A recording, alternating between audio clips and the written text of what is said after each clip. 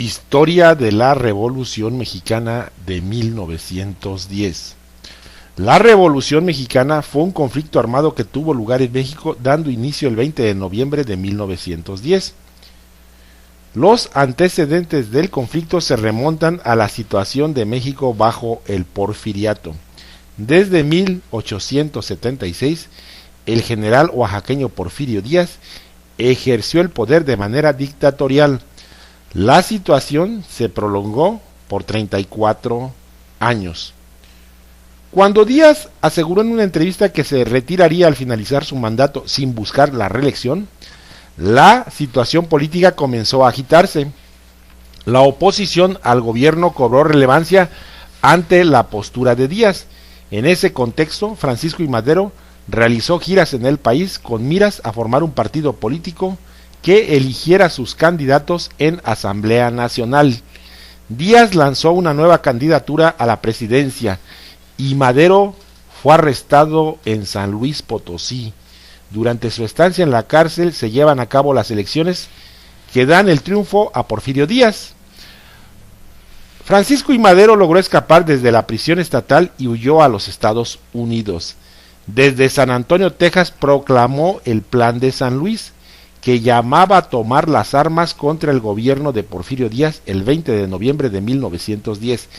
El conflicto armado tuvo lugar en primera instancia en el norte del país y posteriormente se extendió a varias partes del territorio nacional.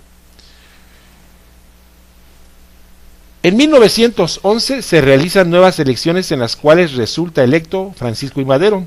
Desde el comienzo de su mandato tuvo diferencias con otros líderes revolucionarios que provocaron el levantamiento de Emiliano Zapata y Pascual Orozco contra el gobierno maderista.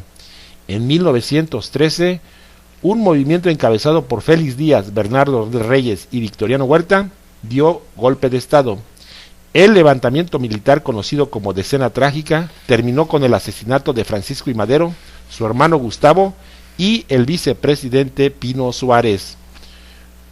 Huerta asumió la presidencia, lo que ocasionó la reacción de varios jefes revolucionarios como Venustiano Carranza y Pancho Villa.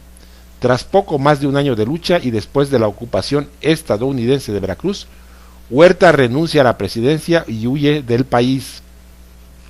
A partir de ese suceso se profundizan las diferencias entre las facciones que habían luchado contra Huerta, lo que desencadena nuevos conflictos. Carranza, jefe de la revolución de acuerdo con el Plan de Guadalupe, convocó a todas las fuerzas a la Convención de Aguascalientes para nombrar un líder único. En esa reunión, Eulalio Gutiérrez fue designado presidente de México, pero las hostilidades reiniciaron cuando Carranza desconoció el acuerdo. Después de derrotar a la convención, los constitucionalistas pudieron iniciar trabajos para la redacción de una nueva constitución y llevar a Venustiano Carranza a la presidencia en 1917. La lucha entre facciones estaba lejos de concluir.